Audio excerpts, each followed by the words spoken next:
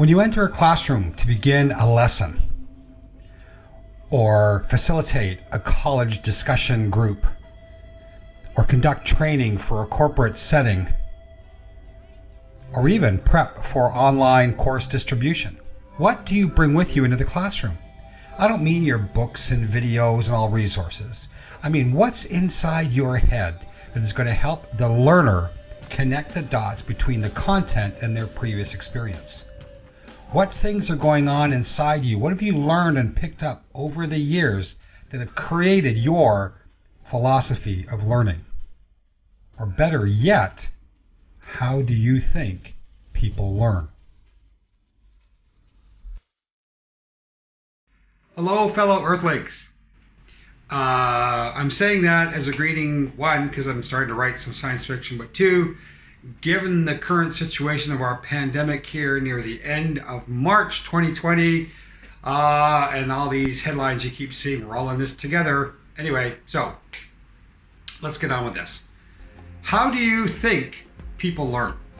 In other words, what is your philosophy of learning?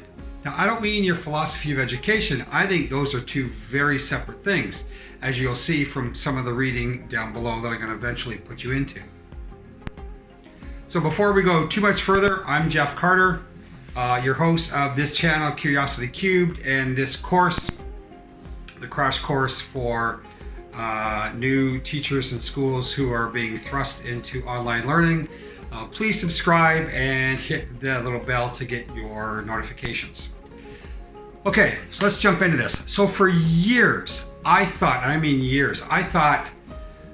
learning and education were two sides of the same coin.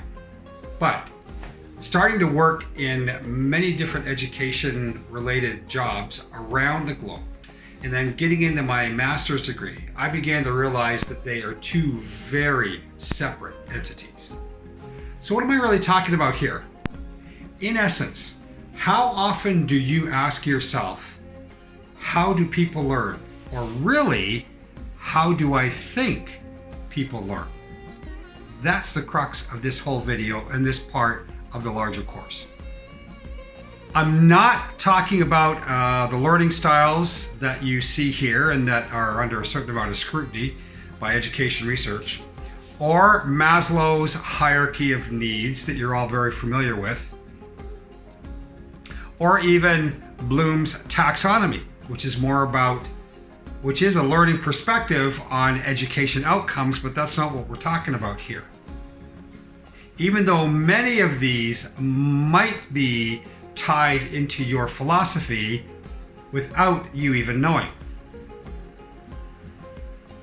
I am, however, referring to the impact on your thinking from the myriad of learning theories that you can see here, as these too will have influenced your thinking in ways that you might not even be aware of, or you may be aware of but didn't know you had didn't know the actual name for it. Now, as a quick side note here, that was one of the coolest parts about doing my MEd.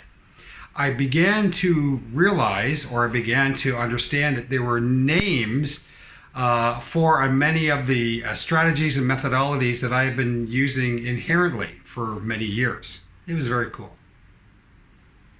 My personal philosophy of learning began to emerge about 20 years ago when I was first introduced to the concept of knowledge capital, which was part of human capital. This all had to do with some very early startup stuff I was looking into like 20 years ago.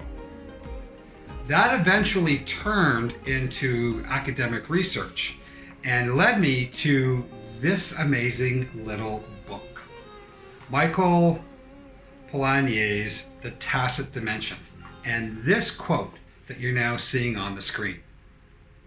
So I spent a massive amount of time in this tiny little book from 1962 that, when I was doing my master's, wasn't reprinted, so I actually had to find this from a online used bookstore. It's now, I believe, in reprint. If you haven't seen it, try and find it somewhere. One, because conceptually it took me a long time to wrap my head around what he was trying to say. especially the idea of tacit knowledge. This, however, became a key piece, or a centerpiece actually, to every course, lesson, program that I've pretty much designed for the last 20, 25, even 30 years. So what does that really mean? People know more than they can tell. And how has that impacted my approach to help people learn as I designed material? So it means whether I am walking into a grad school in Seoul, Korea for translators and interpreters, or a 4th grade science class in Asia. This is actually me having a little chat with the Minister of Education in Thailand. Or more recently, conducting a week-long training session with security staff at the international airport in the southern part of Korea. Now, a huge part of this course was obviously COVID-19, language and communication, and being able to recognize it. So what does it mean people know more than they can tell within these contexts? And here's a graphic from a much larger book I'm working on about meaning making. It means I have some underlying assumptions that people have a lot more knowledge of things coming into a class or a lesson or a training, whether they're conscious of it or not, than what most others give them credit for. So what do I mean by this? Okay, so in 2005, when I was in Korea, I was doing some lecturing, so it was in class and online. And so this was my first online course in 2005, yes, long before there was any software. You can see more about my top 10 courses or online courses down below.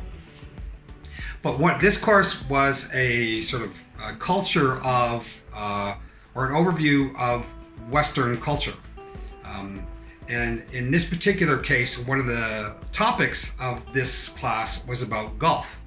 Now, why? Well, I'll explain that part in a second. But at this time in Korea, golf was huge because Michelle Wie was this young teenage phenom female golfer and had the entire world by storm, but had risen golf to a massive level of recognition in Korea. Now, not that all young people went out and played it, but they certainly followed her.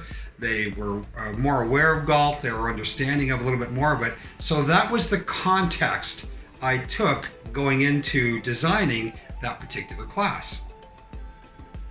So similarly, when I'm going in to teach photosynthesis to a bunch of grade 4 Thai students in a 50% immersion class, or an MEP class, as they call it here, I have to realize that they probably don't know a whole lot of terminology, but some of their parents are very eco-friendly, so they would have an idea, some of them have an idea that trees produce oxygen and suck in carbon dioxide.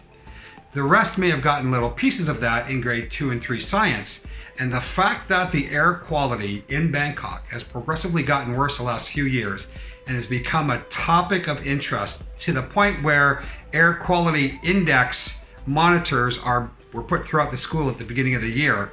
All of these add context to being able to explain photosynthesis. And again, when I went into this group of airport security people in the middle of March 2020, obviously COVID-19 was incredibly massive and dominated the news because it had just been deemed a pandemic.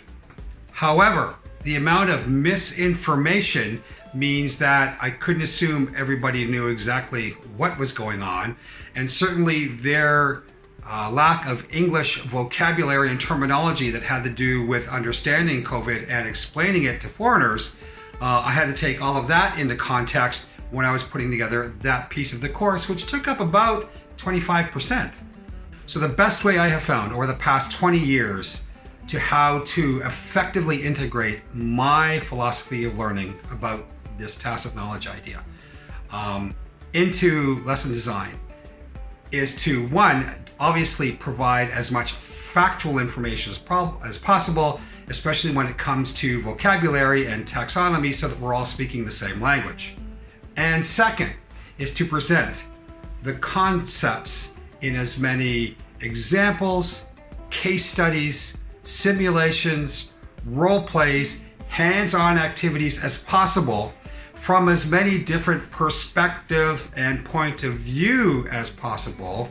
And this helps them to connect the dots between their prior knowledge and life experience to make sense or make meaning, going back to what we said earlier, of this new content within the context of their own life experience up to that point in time. Thank you for your time.